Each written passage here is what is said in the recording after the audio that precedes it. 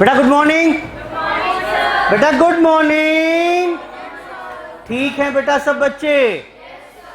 चलिए जी, तो शुरुआत की थी हमने लास्ट क्लास में। यहां पर टॉपिक था हमारे पास डेप्रीसिएशन अकाउंट्स।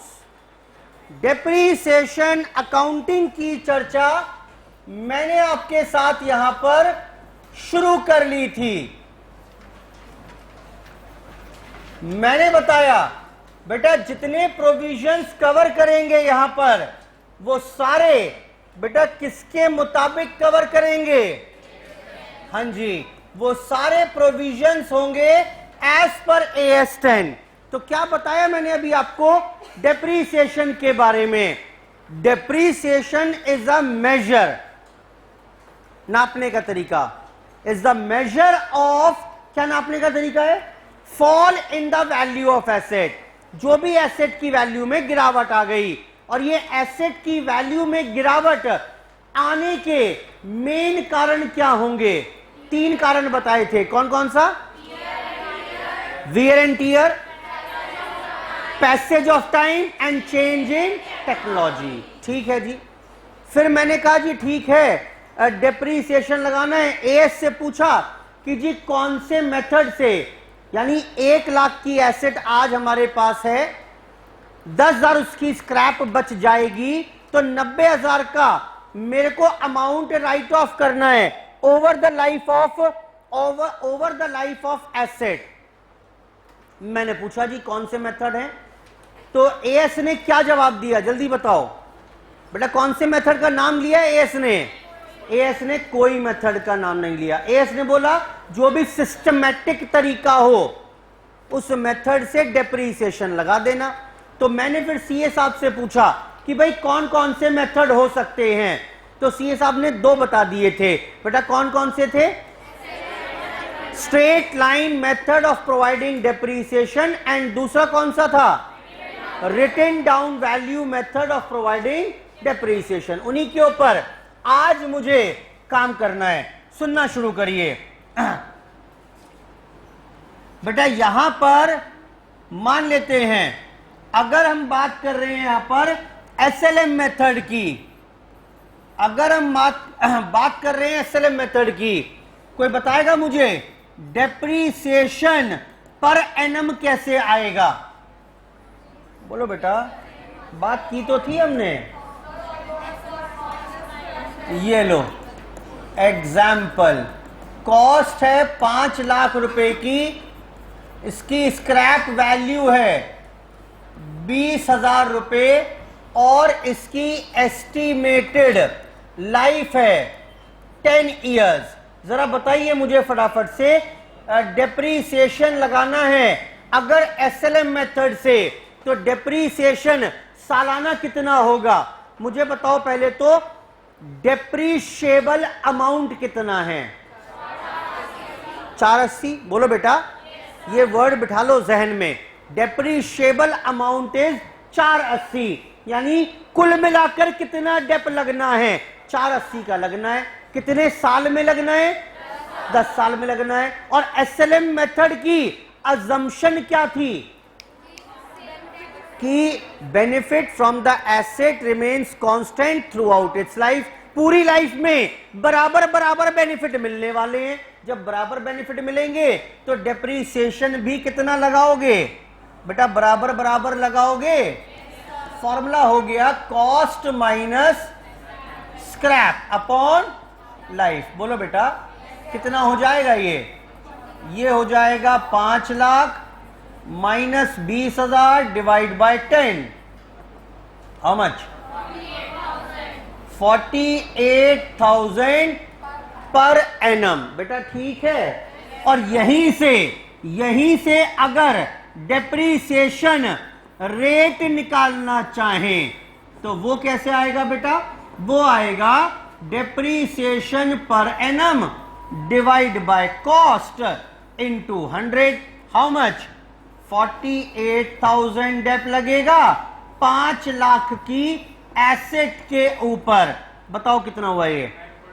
हाँ जी, यानी 9.6 पर एनम का 9.6% पर एनम का डेप्रीसिएशन लगा करेगा। बेटा ठीक है, चेक कर लो चाहो तो। 5 लाख पर जरा 9.6 निकालना, कितना बैठ रहा है? बोलो भाई, अरे निकाल लो कैलकुलेटर में। बेटा 48 ही बैठ रहा है कि नहीं बैठ रहा है? बोलो बेटा। तो यहां पर या तो आप रेट से काम कर लो या डेप्रीसिएशन पर एनम कुछ इस प्रकार से निकाल पाएंगे। कोई अलग बात नहीं बताई मैंने आपको, पुरानी सी घिसी पिटी सी बात है। लेकिन ये बताना आप जरा,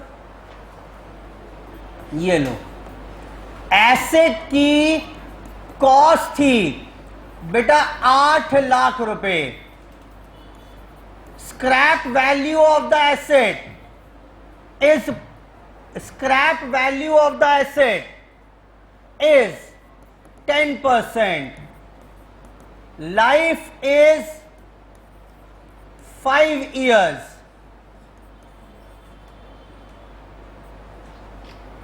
Life scrap दिया हुआ है आपको, और बेटा यहां पर डेप्रीसिएशन रेट दे दिया एसएलएम के हिसाब से 20% का। बताना बेटा सालाना कितना डेप्रीसिएशन लगाएंगे एज पर एसएलएम मेथड? बोलो बेटा। 8 लाख रुपए कॉस्ट थी, हां बोलो। स्क्रैप कितनी है? 80। ये बेटा समझ में आ रहा है? 10% किसका होगा? कॉस्ट का ही तो होगा कि भाई कबाड़ी को बेचेंगे तो 10% तो रिकवरी हो ही जाएगी। और डेप्रीसिएशन का रेट कितना तय हुआ है? 20%। तो क्या सालाना डेप्रीसिएशन कितना निकाल पाओगे? जल्दी बोलो। 1,44,000 पर एनम का डेप्रीसिएशन लगेगा। बेटा क्या ये बात समझ में आ रही है? जल्दी बोलो फटाफट से। आसान सी बात है, कोई खास बात नहीं बताई मैंने। बेटा ठीक है ये बात? बोलो बेटा। गलत है ये, गलत है ये, गलत है ये। लो कंपेयर करो। बेटा एक बात बताओ, जब डेप्रीसिएशन रेट आपने निकलवाया था तो सालाना डेप्रीसिएशन 9.6 कॉस्ट का ही तो निकाला था। तभी तो आपने कहा 5 लाख का 9.6% 48,000। क्या आपने 5 में से 20,000 घटाए थे? अरे भैया ये जो रेट निकला है ये तो ऑलरेडी स्क्रैप वैल्यू कंसिडर करने के बाद नेट रेट निकला है। कि सब भूल जाओ, अब सब भूल जाओ। 9.6% हर साल कॉस्ट का डेप्रीसिएशन लगाते जाना। बेटा समझ में आ रहा है कि नहीं आ रहा है? यानी कि ये जो रेट निकला होगा ये रेट तो इस स्क्रैप को कंसिडर करने के बाद ही आया है। ये रेट अगर मैं बोल रहा हूं डेप्रीसिएशन रेट 10% है तो that 10% has to be applied on cost. Scrap तो कंसीडर कर ही लिया है ऑलरेडी। यानी बेटा बताना क्या गलती हो गई यहां पर? ये नहीं लेंगे तो what would be the answer now? बोलो बेटा। ये पहला इंपॉर्टेंट बात थी। लिखो फटाफट से इसे वहीं पर ऑपोजिट साइड पर, और ये जहां काटा है ना मैंने वो काट के ही ठीक करना। आप भी ऐसे ही लिखना।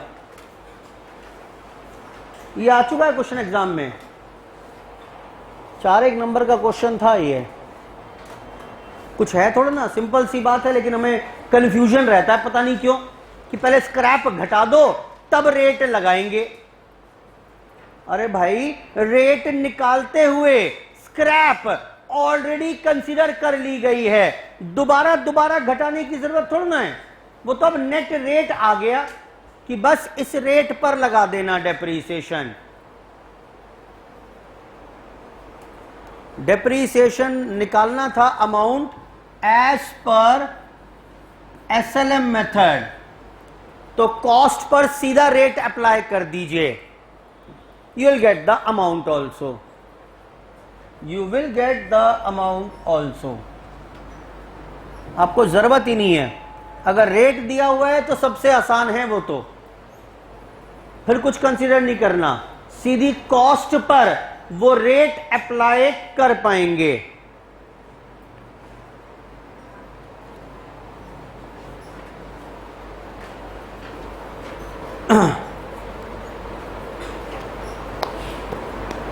बेटा बढ़े आगे, चलिए कुछ और सीखते हैं। ये नोट तो कर लिया हुआ ना। ये देखना बेटा, एसेट की कॉस्ट है 5 लाख और डेप्रीसिएशन दे दिया एसएलएम से 20%। क्या कुछ ही और जानकारी की आवश्यकता है आपको? अब बोलो बेटा, मुझे स्क्रैप नहीं चाहिए, मुझे लाइफ नहीं चाहिए। क्यों नहीं चाहिए?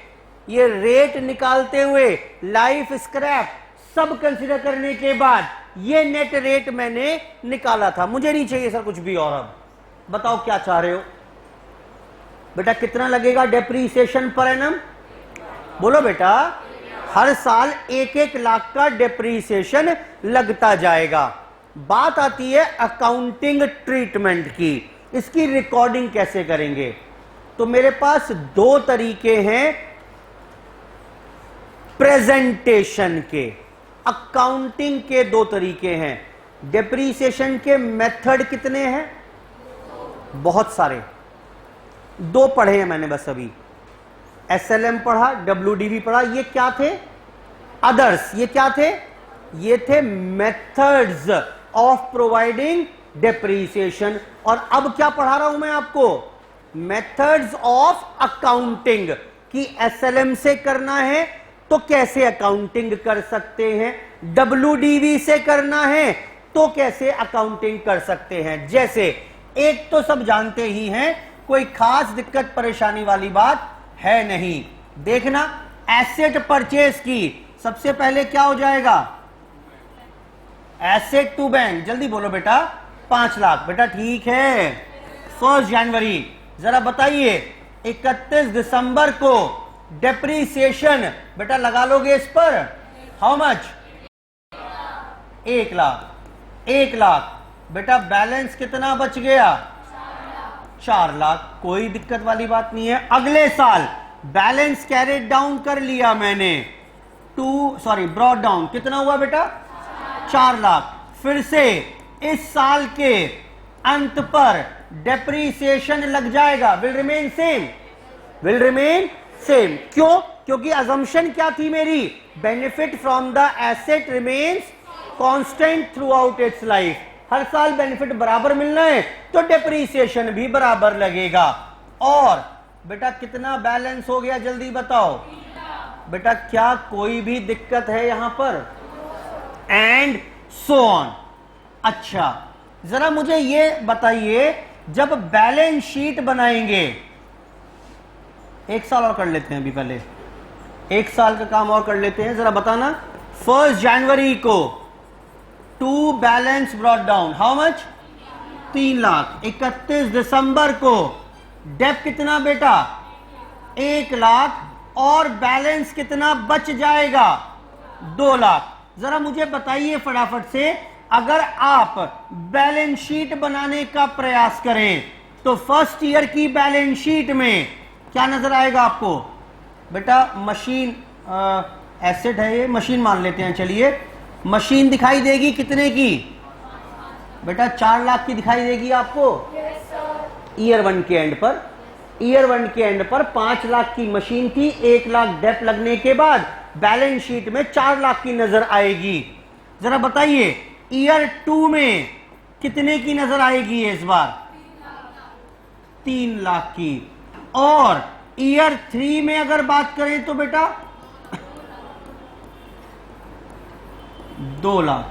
क्या इसमें कोई भी दिक्कत है? यहां पर कोई दिक्कत नहीं है।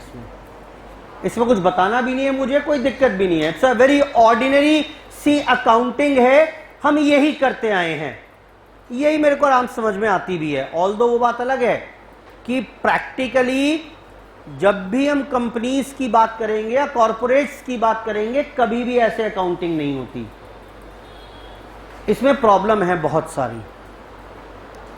सुनो, आज तीसरे साल के अंत पर हैं हम, आज तीसरे साल के अंत पर हैं हम। ये बैलेंस शीट आपको दिख रही है कि नहीं दिख रही है? जल्दी बोलो, बोलो बेटा। ये है मेरी आज की बैलेंस शीट। मैं आपसे पूछ रहा हूं, अगर बेटा ये एसेट कितने की है किताबों में? सर 2 लाख की। अच्छा बेटा ये एसेट कितने में खरीदी थी? नहीं सर, नहीं पता, नहीं पता सर। सर थोड़ा टाइम दीजिए, थोड़ा टाइम दीजिए। मैं ना सर पुरानी किताबें खोलकर देखता हूं, पिछला साल और पिछला साल, इससे पहले कोई है? सर 4 लाख की खरीदी थी सर, 4 लाख की एसेट, सॉरी ये एसेट जो है मैंने सर कुछ साल 2-3 साल पहले खरीदी थी। अच्छा बेटा कितने की खरीदी थी? सर जरा देखना पड़ेगा दोबारा से, इससे तो मिल नहीं रही इंफॉर्मेशन। एसेट अकाउंट खोलकर, हाँ सर ये 5 लाख की खरीदी थी मैंने। आपको प्रॉब्लम समझ में आ रही है कि नहीं आ रही है? पुराने खाते खोलने पड़ेंगे, शायद 3 साल में बात बन गई, हो सकता है 8 साल, 10 साल, 15 साल भी होता। आपको पुराने खाते खोलने पड़े। फिर मैंने एक सवाल और पूछा, अच्छा बेटा कितना डेप्रीसिएशन लगाया है आज तक एसेट के ऊपर? सर हमने जो डेप्रीसिएशन लगाया सर 1 लाख तो एक बार लगाया, 2 लाख सर कुल मिलाकर आज तक 3 लाख का डेप्रीसिएशन लगा है। टाइम लगेगा बताने के लिए, हाँ बोलो। ये आपको लग रहा होगा आसान है सर, ये तो 1-1 लाख छोड़ना होगा हमेशा। सेल होगी, परचेज होगी, न जाने क्या क्या बातें होंगी। सर प्रॉब्लम है। अब मैं आपको एक और तरीका बता रहा हूं अकाउंटिंग करने का। डेप्रीसिएशन का मेथड नहीं है। डेप्रीसिएशन के मेथड कौन कौन से थे? अरे बोलो, SLM, WDV, अदर्स। ठीक है, अदर्स में पढ़ लेंगे बाकी सारे। WDV, SLM, others. अब मैं बात कर रहा हूं अकाउंटिंग की। तो एक तरीका तो ये था मेरे पास अकाउंटिंग का, एक और तरीका भी है। सुनिए, यहां पर क्या होगा, यहां पर हम एसेट मशीनरी, यहां पर मशीन अकाउंट बनाइएगा। ये लो जी, शुरुआत करते हैं फिर से। बेटा 1 जनवरी को बताना कितने की खरीदी थी? ये 5 लाख की। अब बेटा ईयर एंड पर डेप्रीसिएशन लगाना है, यही तो करना है, बोलो बेटा। अब यहां पर ये मेथड बोल रहा है आप डेप्रीसिएशन एसेट अकाउंट में नहीं लगाएंगे, एक अलग अकाउंट बना रहा हूं। नाम रखा मैंने इसका एक्यूमुलेटेड, नाम तो सुना होगा ना, या एक नाम और भी बोल सकते हो, प्रोविजन फॉर, कुछ भी बोल लो, एक ही बात है। आप क्या करिए, इस बार 31 दिसंबर को डेप्रीसिएशन लगाइए 1 लाख रुपए सेपरेट अकाउंट में ले जाकर। सर इससे क्या फायदा होगा? इससे यह फायदा हुआ फिलहाल तो इससे यह फायदा हुआ कि asset account is maintained at cost. ये कॉस्ट पर रहा कि नहीं रहा? कोई छेड़छाड़ नहीं हुई, इसमें कोई छेड़छाड़ नहीं हुई। जरा बैलेंस शीट बताइए। अच्छा खत्म हो गई कहानी, फर्स्ट ईयर की कहानी खत्म हो गई। जरा फटाफट से एक काम करो, पैकअप कराओ अकाउंट्स फर्स्ट ईयर के। 31 दिसंबर को बाय बैलेंस कैरेड डाउन कितना? 5 लाख। और यहां पर बताना बेटा 31 दिसंबर को टू बैलेंस कैरेड डाउन कितना? 1 लाख। अगर मैं ईयर 1 के एंड पर आपसे बोलूं बैलेंस शीट बनाकर बताओ, बताना फर्स्ट ईयर के एंड पर बैलेंस शीट में क्या नजर आएगा? मशीन आएगी बेटा, वो तो आएगी एट कॉस्ट, कहने की बात ही नहीं है कितने की, और साथ में यहां पर क्या आएगा, एक्यूमुलेटेड डेप्रिसिएशन। बेटा ठीक है, नेट इंपैक्ट कितने की हुई किताबों में मशीन, बोलो बेटा कितने की हुई, that net impact will remain same.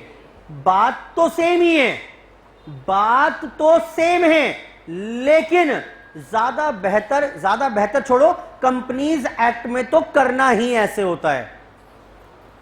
ये तरीका वो अलग बात है, हम सारे क्वेश्चन ऐसे ही करेंगे, अभी सीए फाउंडेशन तक तो कम से कम ऐसे ही कर लेंगे, इंटरमीडिएट में इससे ही काम करना पड़ेगा। यहां बहुत ज्यादा मैं इसमें परेशान करूंगा नहीं आपको, लेकिन क्वेश्चन आता है तो पता हो सर हम कौन सा मेथड फॉलो करें, हमको देखना पड़ेगा।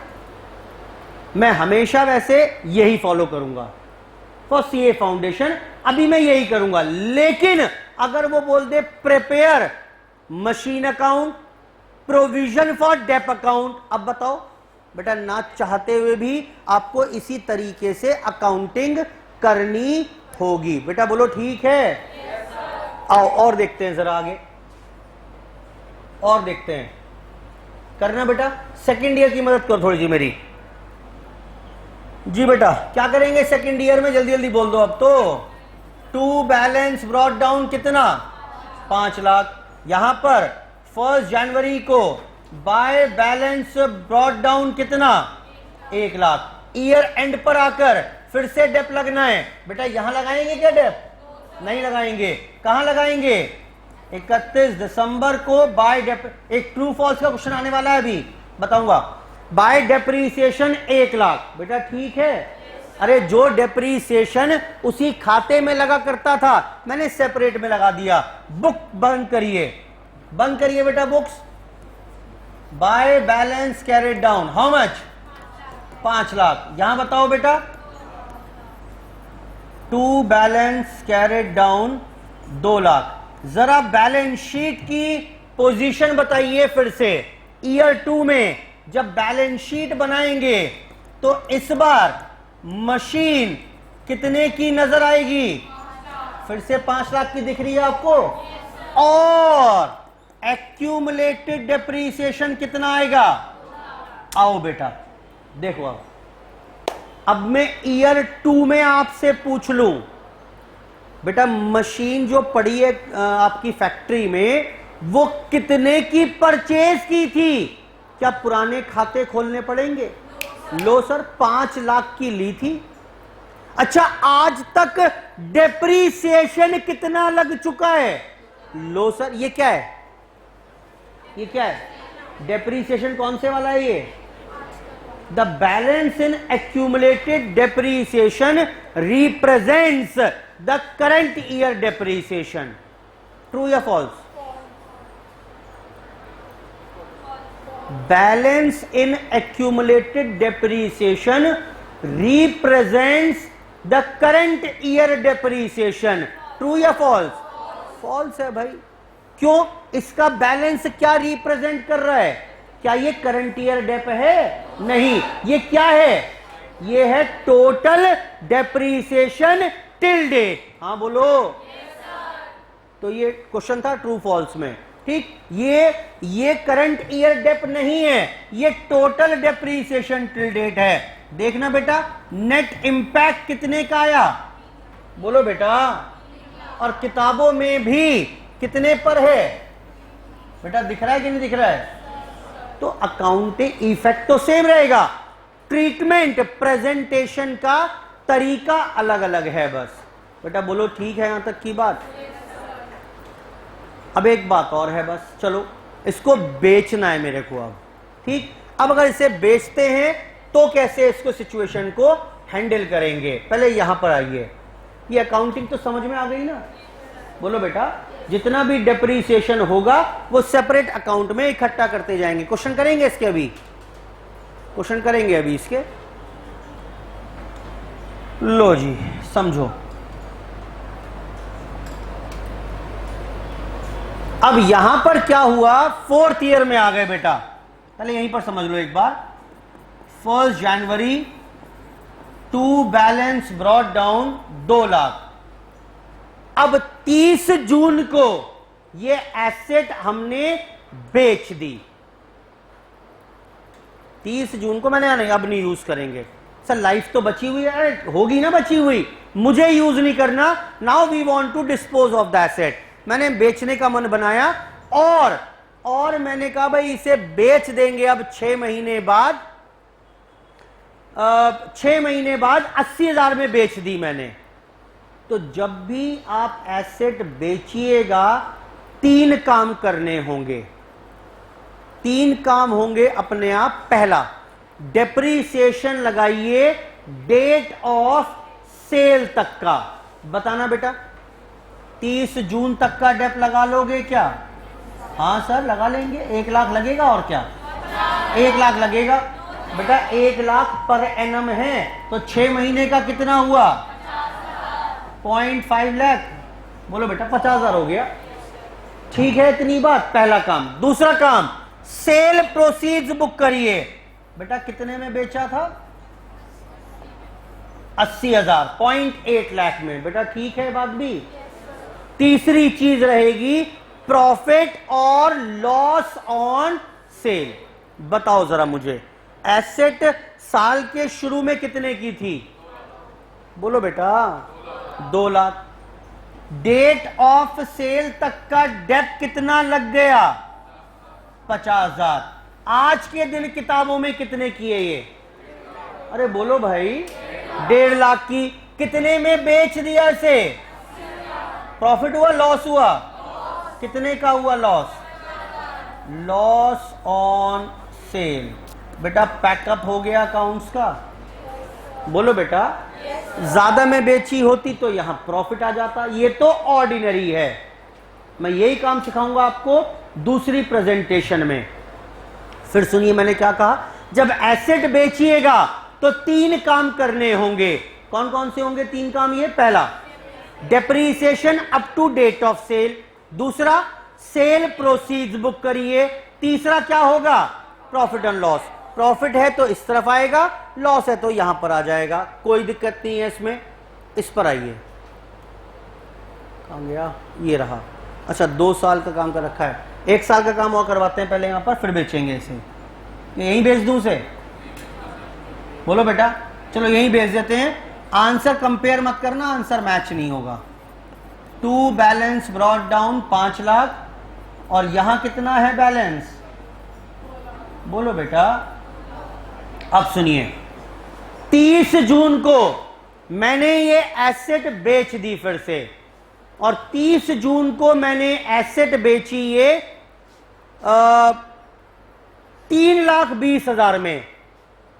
3,20,000 में मैंने एसेट बेच दी।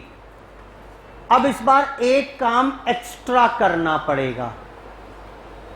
पहले शुरू करते हैं। ये 3 काम कौन कौन से करने हैं बताना बेटा जरा। आओ लगा दो, तो आसान है बेटा। लगवा दोगे? लगवाओ। 30 जून तक का डेप्रीसिएशन बताओ बेटा। 6 महीने का कितना आएगा?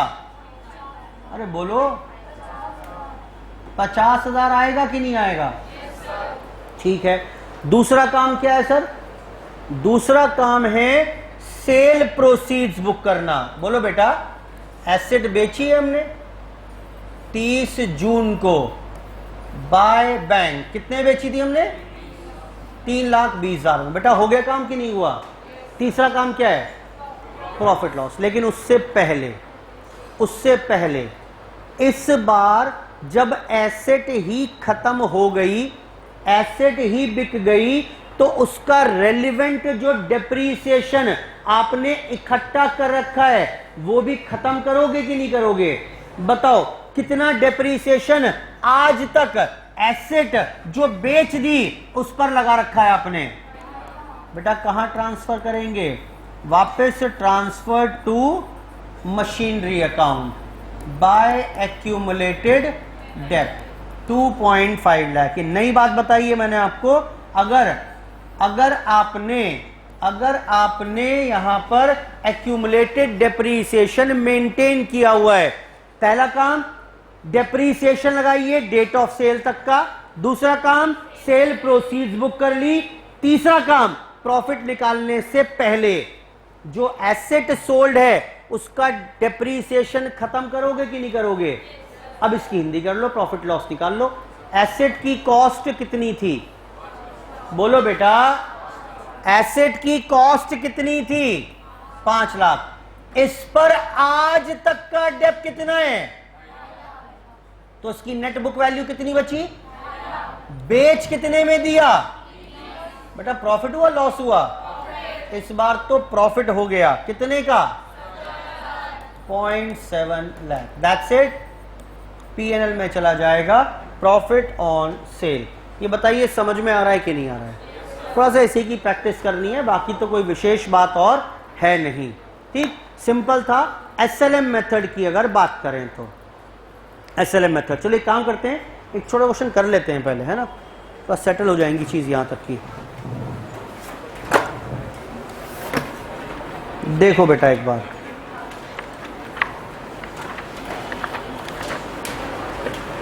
डेप्रीसिएशन पेज कौन सा है?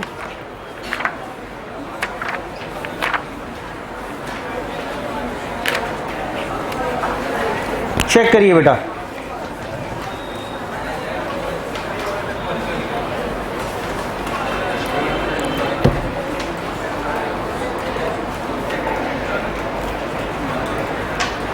क्वेश्चन नंबर 1 देखना जरा, सिंपल सा क्वेश्चन है, तो खास बात नहीं है। From the following data you are required to show fixed asset account and depreciation account. बेटा क्या समझ में आ रहा है? मेथड 1 या मेथड 2? बोलो बेटा। अरे कौन सा लगाओगे भाई? कौन सा लगाओगे? क्यों 2 क्यों लगाओगे? डेप्रीसिएशन अलग है भाई, प्रोविजन फॉर डेप अलग है। हम क्यों लगाएंगे? हम तो यही काम करने वाले हैं। ये लो सर, फिर डेप अकाउंट। बेटा इसमें डेप अकाउंट नहीं बन सकता क्या? डेप अकाउंट कैसे बनेगा? सुनिए, डेप्रीसिएशन का मतलब अलग होता है, प्रोविजन फॉर डेप का मतलब अलग होता है। प्रोविजन फॉर डेप का मतलब क्या है? आज तक का डेप्रीसिएशन। अभी तो ट्रू फॉल्स पढ़ाया है मैंने। और डेप का मतलब क्या है?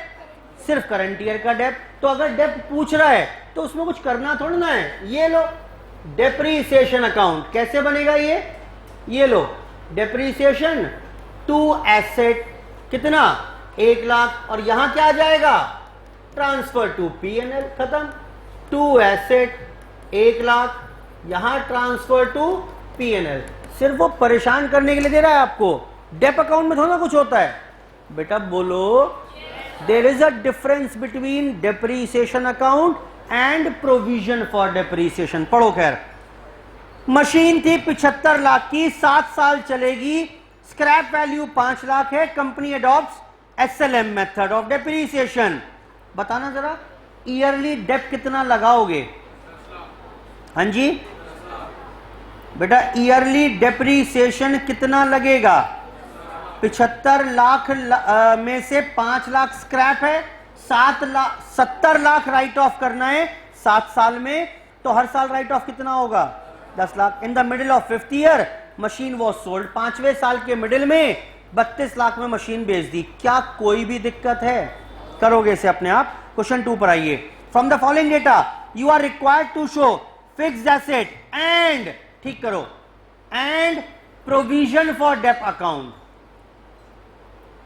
And provision for dep account. पढ़िए, मशीन 75 लाख, 7 साल, अरे वही क्वेश्चन है, सेम ये तो। Estimated residual value 5 lakh, company adopts SLM method. पढ़िए आगे। And credits the same to provision, underline करो उसको, and credit the same to provision for dep account. क्या बोल रहा है बताओ? बोल रहा है जी हम डेप लगाया करते थे, और जब जब डेप लगाते थे पता है क्या करते थे हम? बताओ बेटा क्या करते थे हम? अरे बोलो क्या करते थे? प्रोविजन फॉर डेप अकाउंट में क्रेडिट कर दिया करते थे। बेटा यही बोल रहा है कि नहीं बोल रहा है? बोला जब जब डेप लगाते थे प्रोविजन फॉर डेप अकाउंट में क्रेडिट कर दिया करते थे, यानी मेथड अकाउंटिंग का हम दूसरा यूज करते थे। ये पहला दूसरा सर बोलने में मजे से नहीं आ रहे, कोई नाम बता दो ना। पहला, when asset account is maintained eight reducing value या रिटन डाउन वैल्यू। अब इससे WDV मेथड से कंफ्यूज मत हो जाना। इस प्रेजेंटेशन का नाम क्या था, पहले इसका सुन लो। चलो, इसका नाम क्या है बेटा? When asset account is maintained at cost. Asset cost per maintain, हाँ मेंटेन तब होगी जब एसेट अकाउंट में छेड़छाड़ नहीं होगी, यानी डेप्रीसिएशन अलग लगेगा। बोलो बेटा। तो इसका नाम क्या हो गया? When asset account is maintained at cost. और यहां पर क्या होगा? When asset is maintained at written down value या रिड्यूस्ड वैल्यू। एसेट को हम रिड्यूस्ड वैल्यू पर मेंटेन करेंगे, डेप्रीसिएशन यही लगाते चलेंगे। लिखवा रहा हूं अभी सारी बातें बेटा, क्लियर है बात की नहीं है? तो क्वेश्चन नंबर 2 पढ़िए, उसके बाद और आगे क्या बोल रहा है? इन the middle of 5th year the machine was sold for 26 lakh. मुझे बताओ ये कर लोगे कि नहीं करोगे? 5वें साल में आकर मिडिल में मशीन बेचनी है 26 लाख में, बेटा बेच पाओगे? करके दिखाऊं या हो जाएगा ये? अरे बोलो भाई, कर लोगे ना बेटा? क्वेश्चन 1 और 2 होमवर्क में लिखिए। चलो, कुछ है नहीं खास इसमें।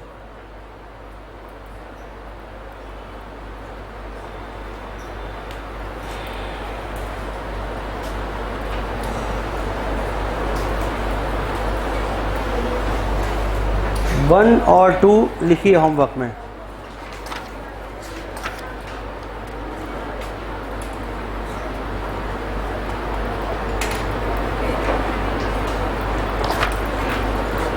एक काम करिए, पेज 31 पर आकर पढ़िए एक बार।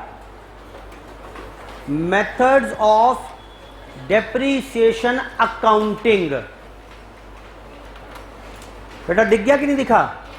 ये मेथड्स ऑफ डेप्रीसिएशन नहीं है, डेप्रीसिएशन की अकाउंटिंग करने के 2 तरीके हैं। पढ़िए, depreciation is accounted at the end of every financial year in either of the following 2 ways. Depreciation is credited to asset account. बेटा समझ में आ रहा है? किसकी बात कर रहे हैं बेटा? इसकी बात कर रहे हैं कि नहीं कर रहे हैं? बोलो बेटा।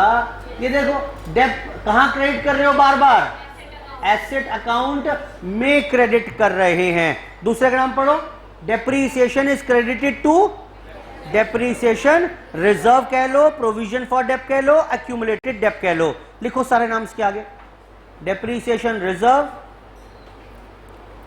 और प्रोविजन फॉर डेप और एक्यूमुलेटेड डेप, एक ही बात है।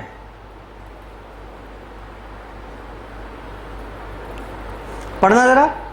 पहला method, depreciation is credited to asset concerned every year, hence the balance of asset will reduce from year to year. Entry हो जाएगी डेप्रीसिएशन टू एसेट। आसान था।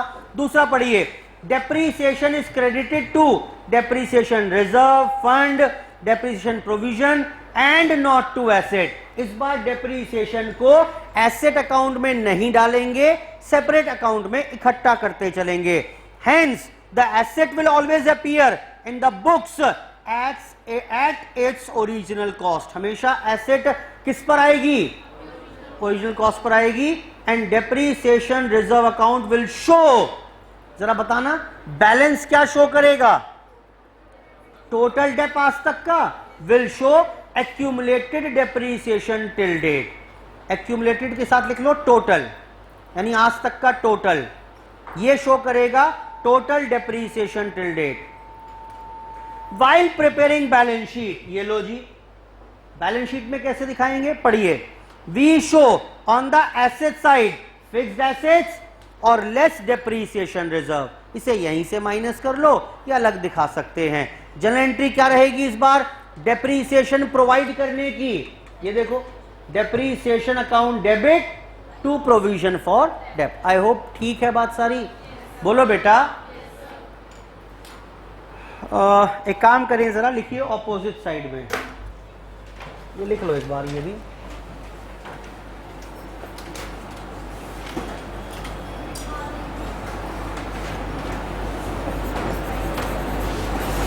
There are two methods of accounting for recording depreciation. वही सब लिखवा रहा हूं दोबारा, कोई खास बात नहीं है. A, when asset account is maintained at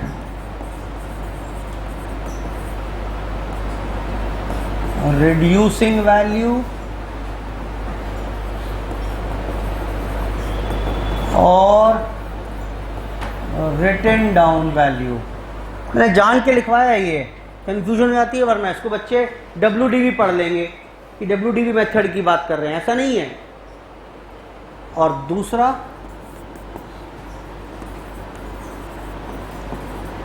when asset account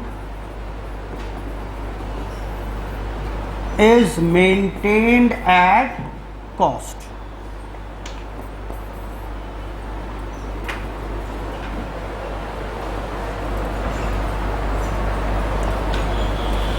खास बात थी नहीं, बस लिखवाया मैंने. एक्चुअली वर्ड लिखा था बीच में कि इसको हम ऐसे भी बोल सकते हैं.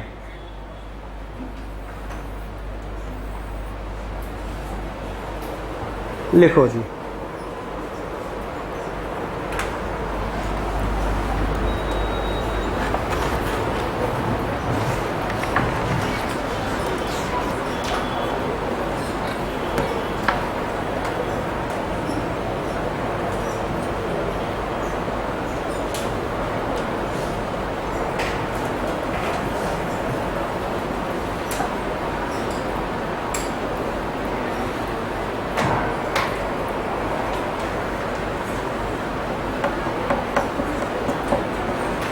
पेज 30 पर आकर थोड़ा पढ़ लेते हैं एसएलएम के बारे में. एक दो पॉइंट मैंने बता दिए सारे, वैसे पढ़िए. Page 30, common methods of depreciation में स्ट्रेट लाइन मेथड या फिक्स इंस्टॉलमेंट कह लीजिए या ओरिजिनल कॉस्ट मेथड कह लीजिए, एक ही बात है. दिस मेथड अज्यूम्स, बेटा क्या अज्यूम करता है? That the asset is used evenly through out its life. अगर आपको डेप्रीसिएशन का अमाउंट निकालना है तो बेटा कैसे आएगा डेप्रीसिएशन का अमाउंट? ये रहा बेटा, कैसे आएगा? ये रहा, cost minus scrap upon life. और डेप्रीसिएशन का रेट निकालना है तो डेप्रीसिएशन पर annum upon original cost into 100. खास बात क्या थी? और पढ़िए आगे. स्क्रैप वैल्यू को टर्मिनल वैल्यू, रेजिडुअल वैल्यू भी कहते हैं. If rate of depreciation is given, ये रहा बेटा, अगर डेप्रीसिएशन का रेट दिया हुआ है then scrap value should not be considered. कोई विचित्र बात थोड़ी ना है, कॉमन सेंस है. बोलो बेटा, अगर डेप्रीसिएशन रेट दिया हुआ है तो scrap should not be considered for calculating amount of depreciation. और लास्ट पॉइंट ये भी बता चुका हूं, under SLM net charge on PNL taking depreciation and repairs maintenance together will goes on increasing from year to year. बेटा समझ में आ गया? क्यों जरा बताओ? डेप्रीसिएशन सेम रहेगा, रिपेयर्स मेंटेनेंस बढ़ती जाएंगी तो नेट पीएनएल पर बर्डन भी बढ़ता जाएगा. बेटा बोलो, ये ट्रू फॉल्स में आ जाते हैं इसलिए बताया मैंने अलग से. चलिए जी, यहां तक की बात. और सुनिए, और सुनिए, अब इंपॉर्टेंट है ये. कुछ नया सुना बता रहा हूं मैं आपको, वेरी इंपॉर्टेंट. AS10 में लिखा हुआ है, पहले AS6 में था, फिर AS10 में हुआ, कुछ चेंज भी हुआ है इसमें. सुनिए हुआ क्या.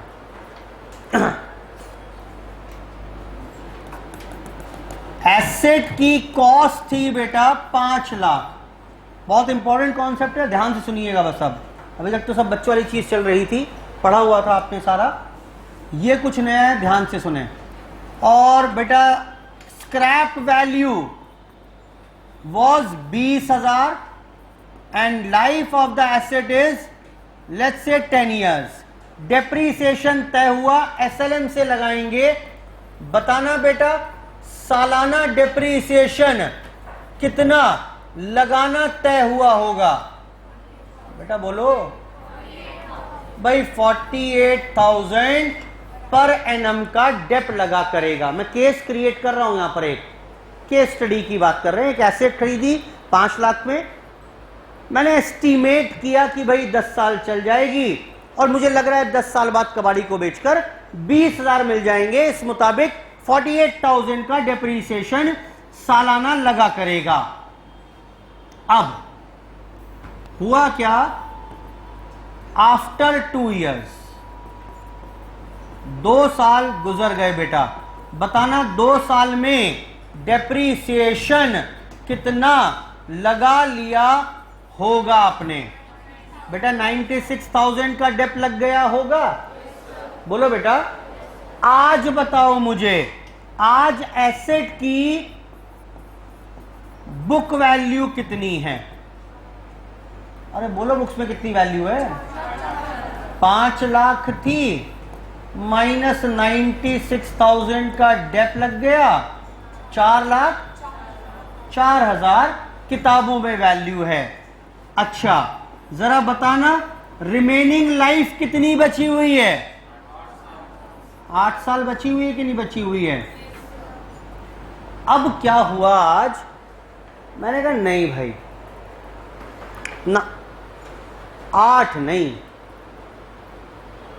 ये तो 5 ही साल और चल पाएगी। Change in accounting estimate, change in accounting estimate, AS 5 में लिखा हुआ है इसके ऊपर। ठीक, ये बताइए मुझे, अकाउंटिंग एस्टीमेट चेंज हुआ है कि नहीं हुआ है? पहले मुझे लग रहा था 10 साल चल जाएगी, 2 साल हो गए, अब लग रहा है नहीं भाई ये तो 5 ही साल और चल पाएगी, या ये अभी 10 साल और चल जाएगी।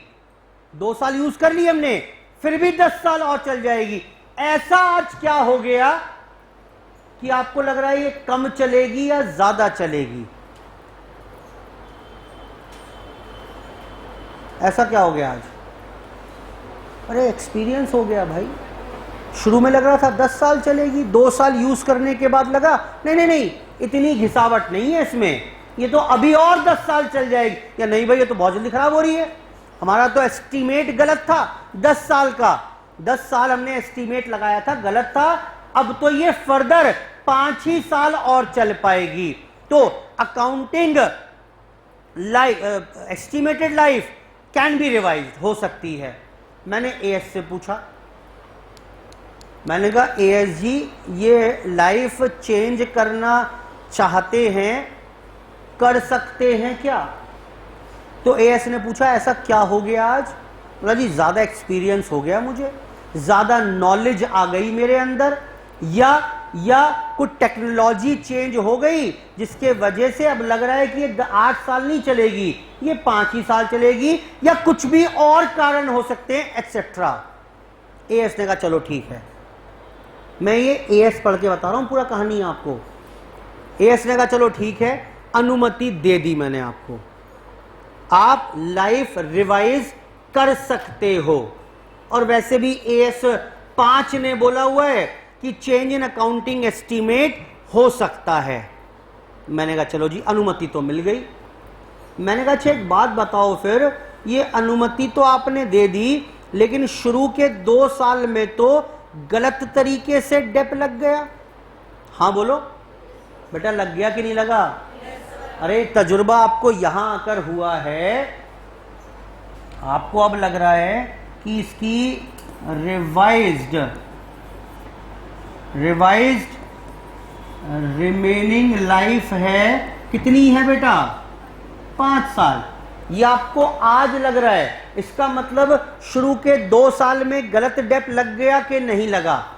अरे हाँ बोलो, लगा कि नहीं लगा? क्योंकि इसकी लाइफ हमने कितनी एस्टीमेट की थी, जल्दी बताओ, है कितनी? अरे बोलो भाई, 7 साल है कि नहीं है? तो यहां पर 7 से डिवाइड होना चाहिए था, ये भी आपको डेप्रीसिएशन 2 साल का रिवाइज करना बनता है। तो मैंने एएस से पूछा, मैंने कहा जी ये पिछले 2 साल में गलत डेप लग गया है, क्या इस सब को भी ठीक करना पड़ेगा? एएस ने बोला नहीं, change in accounting estimate has to be applied with prospective effect. ये प्रोस्पेक्टिव इफेक्ट क्या होता है? करंट डेट, जो हो गया सो हो गया, भूल जाओ। बहुत आसान हो गया, पहले ऐसा नहीं था। पहले जब ये AS 6 था तब कुछ और प्रोविजंस होते थे, ठीक। अब बेहद ही आसान हो गया है, बेहद आसान हो गया है। मैं कह रहा हूं AS बोल रहा है जो हो गया सो हो गया, भूल जाओ। चेंज इन अकाउंटिंग एस्टीमेट का इंपैक्ट आप करंट डेट से लेंगे। तो कोई मुझे बताएगा कि रिवाइज्ड डेप्रीसिएशन पर एनम कितना हो जाएगा? बेटा सिंपल है, जितना राइट ऑफ करना है अब वो रिवाइज्ड लाइफ में राइट ऑफ कर दो। जो पहले हो चुका था उस सबको कर दो, क्या क्या कर दूं बेटा? इसे तो कर दो इग्नोर, जो हो गया सो हो गया। आज बताओ, आज बताओ एसेट कितने की है? जल्दी बोलो बेटा। 4,04,000 की है कि नहीं है? और लाइफ कितनी है? 5 साल। तो 4,04,000 को 5 साल में राइट ऑफ कर दो, काम खत्म। खत्म। स्क्रैप, तो स्क्रैप माइनस कर तो दिया यहां पर, पूरा 20,000 माइनस कर तो रखा है। दोबारा क्यों माइनस करेंगे? माइनस कर तो रखा है वो 20,000 ऊपर, यहां क्यों माइनस कर? ठीक तो है, 4,04,000 को 5 साल में राइट ऑफ कर देंगे। 4,04,000 को 5 साल में राइट ऑफ कर देंगे। नहीं करेंगे। क्या आपको 4,04,000 राइट ऑफ करने हैं? उसमें से 20,000 तो कबाड़ी देकर जाएगा। अब कई बच्चे बोलते हैं सर वो 20 माइनस कर तो दिया था यहां पर। ओ भाई कैसी बात कर रहे हो भाई? आज तो नया केस क्रिएट हो गया कि नहीं हुआ? ये नया क्वेश्चन है। नए क्वेश्चन में किताब में वैल्यू कितनी है एसेट की? लेकिन 20,000 तो कबाड़ी से भी मिलेंगे। So this would be the revised depreciation पर एनम। नाउ ऑनवर्ड्स बेहद आसान हो, बहुत ही आसान है, बहुत ही आसान है। तो अब आप कुछ भी रिवीजन करेंगे लाइफ का, स्क्रैप वैल्यू का। स्क्रैप वैल्यू लाओ, इसी में देखते हैं। सर एक बात और है, मैंने सर 2 साल एसेट को यूज कर लिया और मेरी एक ऑब्जर्वेशन है। बताओ क्या है? सर ये 5 ही साल चल पाएगी, ये एसेट 8 साल नहीं चल पाएगी। ठीक है सर, एक बात और, मैंने कबाड़ियों से भी बात की इन 2 सालों में, और कोई भी कबाड़ी कह रहा है ये जो एसेट है इसमें प्लास्टिक ज्यादा है, लोहा तो कम है, फाइबर ज्यादा लगा हुआ है, तो इसके हम 10,000 से ऊपर ना दे पाएंगे। क्या चेंज कर दिया इस बार? स्क्रैप वैल्यू भी चेंज हो गई। हो सकती है क्या? हाँ, स्क्रैप वैल्यू अकाउंटिंग एस्टीमेट ही तो था बेटा, अंदाजा ही तो था। हाँ बोलो ना। ये स्क्रैप वैल्यू क्या है? आपने वो क्लास कर ली हो अगर थ्योरी की तो बता रखा है उसमें मैंने, बेटा करी कि नहीं करी है? अकाउंटिंग एस्टीमेट पढ़ाया है उसमें मैंने कि ये दोनों के दोनों अकाउंटिंग एस्टीमेट अंदाजा ही तो है। शायद कबाड़ी को बेच देंगे 20,000 मिल जाएंगे, शायद 10 साल चल जाएगी। एनीवेज मैंने स्क्रैप वैल्यू भी चेंज कर दी। तो क्या करेंगे बेटा? जो हो चुका है सो हो चुका है। आज क्या करो इसे? आज रिवाइज्ड स्क्रैप वैल्यू लिख लीजिए, बात खत्म। बहुत ही आसान हो गया, बहुत ही आसान हो गया बेटा। क्लियर है इतनी बात? तीसरी बात, मैंने कॉस्ट चेंज कर दी। कॉस्ट चेंज कर दी, ये कैसे हो जाएगा? क्या ही कह दिया सर आपने? अपने वर्ड्स वापस लो सर। सर गलत बोल दिया आपने, सॉरी बोलो। नहीं, सुनो अब क्या हुआ। मैंने एसेट खरीदी, कितने में खरीदी बेटा? बोलो बेटा फटाफट से। 5 लाख। कोई भी मुझसे पूछता था सर एसेट कितने में पड़ी, मैंने कहा 5 लाख। सर एसेट कितने की ली आपने? मैंने कहा 5 लाख। सर एसेट कितने में ली? 5 लाख। बेटा 2 साल हो गए यही बात कहते कहते। अब फिर से पूछा एसेट कितने में पड़ी? मैंने कहा 5,20,000। 5,20,000? 2 साल से तो सर आप 5 लाख का हल्ला मचा रहे थे। आज अचानक कह रहे हो नहीं, इसकी हिस्टोरिकल कॉस्ट परचेज प्राइस कुछ भी कह लो, वो 5 लाख नहीं है, 5,20,000 है। एएस से मैंने पूछा, एएस जी अब बताओ आज के बाद डेप्रीसिएशन कैसे लगाऊं? एएस ने कहा डेप्रीसिएशन की ऐसी की तैसी, पहले ये बताओ 5,20,000 कैसे कह रहे हो आप? ये चलो एस्टीमेट चेंज हो गया, एस्टीमेट चेंज हो गया, ये बात तो समझ में आती है कि अंदाजा था, पहले कोई और अंदाजा था, अब कुछ और अंदाजा हो गया। कॉस्ट कैसे चेंज हो गई मतलब? ये तो नहीं समझ में आई, समझाओ पहले हमें क्या करना है, ये बाद में बताएंगे, लेकिन ये बताओ कि कॉस्ट चेंज हुई कैसे? जवाब दो, मैं तो आपसे पूछ रहा हूं। चलो ठीक है, एक वैलिड रीजन है। सर असल में 20,000 की इंस्टॉलेशन चार्ज थे, वो करना था मशीन टू कैश, कर दिया रिपेयर्स या इंस्टॉलेशन चार्जेस टू कैश।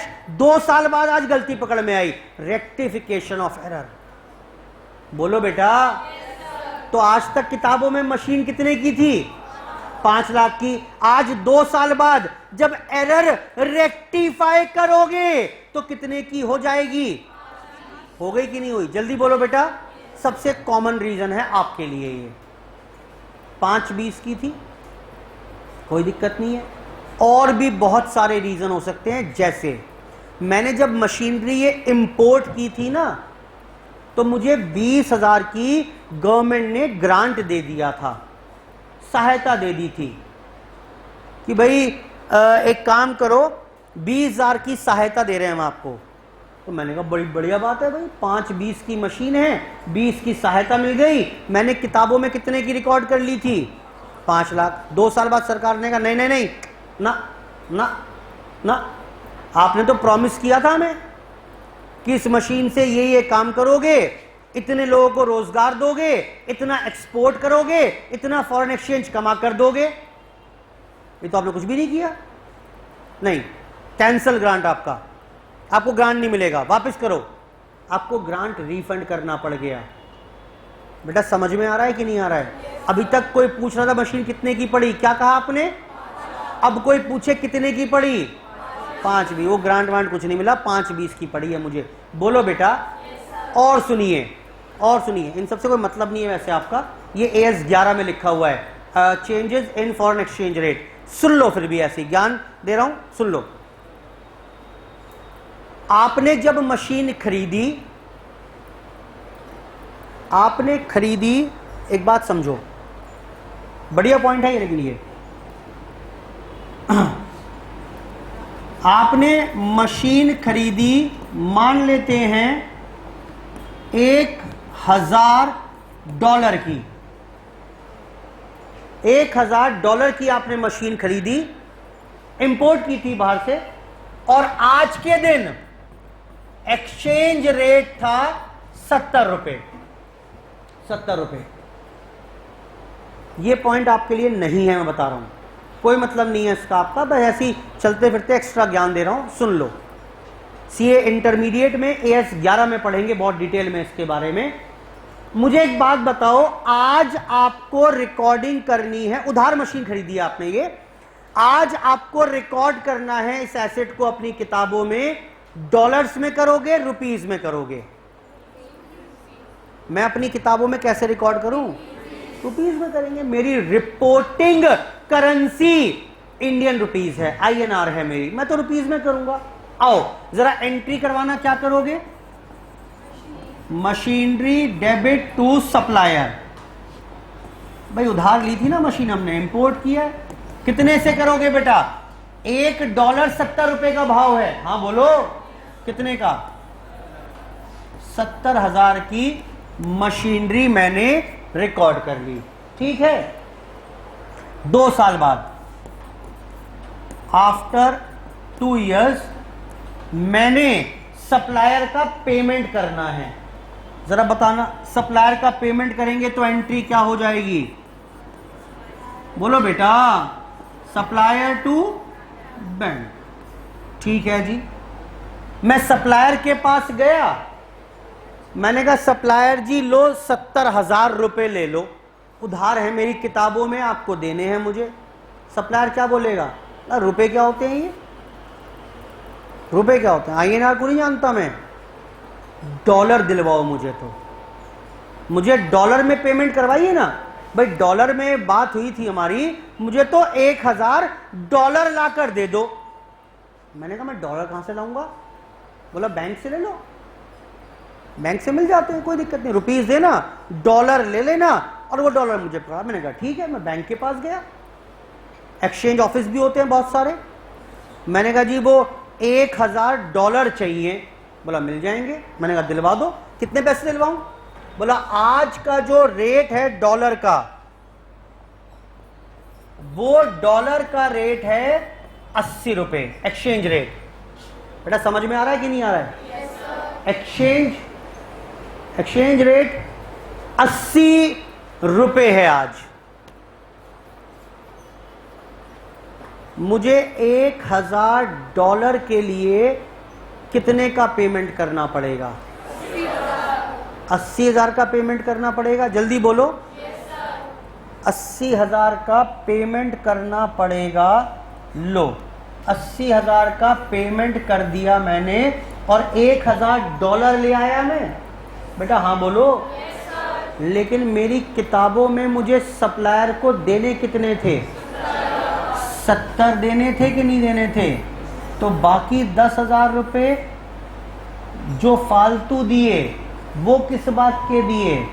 वो मशीनरी के ही तो दिए हैं। कोई आज तक मुझसे पूछ रहा था मशीन कितने की पड़ी, मैं कितने की बोलता था। लेकिन 2 साल बाद कोई मुझसे आज पूछ रहा है मशीन कितने की पड़ी, तो मैं कितने की बोलूंगा? हिस्टोरिकल कॉस्ट चेंज हो गई कि नहीं हुई? परचेज बोलो बेटा। यही तो बात है बस, change in historical cost. Reason क्या है? एरर्स हो गई, कोई रिफंड ऑफ ड्यूटीज या ग्रांट हो गया, या change in foreign exchange rate. बेटा समझ में आ रहा है? ये एएस में 3 पॉइंट लिखे हुए हैं और आगे लिखा हुआ है एक्सेट्रा। ठीक, तो खैर ये एक रीजन हो सकता है, आपको इससे कुछ खास और करना नहीं है। कहने का मतलब सिर्फ इतना। अब आपके दिमाग में ये प्रश्न नहीं बनना चाहिए सर ये 5 से 6 लाख कैसे हो सकता है? आज हो सकता है। देयर एग्जिस्ट सर्टेन रीजंस जिनके वजह से आज हिस्टोरिकल कॉस्ट रिवाइज हो गई। अब बताओ 1 लाख से बढ़ गई, क्या करेंगे? पुरानी बातें चेंज करें? Answer is no. कुल मिलाकर कितने से चेंज करना चाह रहे हो? अरे बोलो ना कितने से? हिस्टोरिकल कॉस्ट 1 लाख से चेंज करना चाह रहे हो? लो ना फिर इसमें चेंज कर दो, खत्म करो कहानी को। पुराना में कोई चेंज नहीं होगा, इससे सिंपल हो ही नहीं सकता कुछ। This is called prospective effect. जो पहले हो चुका है भूल जाओ, आज की चीजें जो हैं बस उनको रिवाइज कर लो और उनके हिसाब से रिवाइज्ड डेप्रिसिएशन लगा लो। बेटा क्लियर है? एग्जाम में क्वेश्चन था, उसने कॉस्ट भी चेंज कर दी थी, रिवाइज्ड लाइफ भी चेंज कर दी थी और स्क्रैप भी चेंज कर दिया था। हो जाएगा, कोई दिक्कत थोड़ा ना है। बोलो बेटा। चलिए इतनी चर्चा करेंगे आज, इसके आगे शुरू करेंगे और नेक्स्ट क्लास में। एक काम कर ले चाहें तो बस,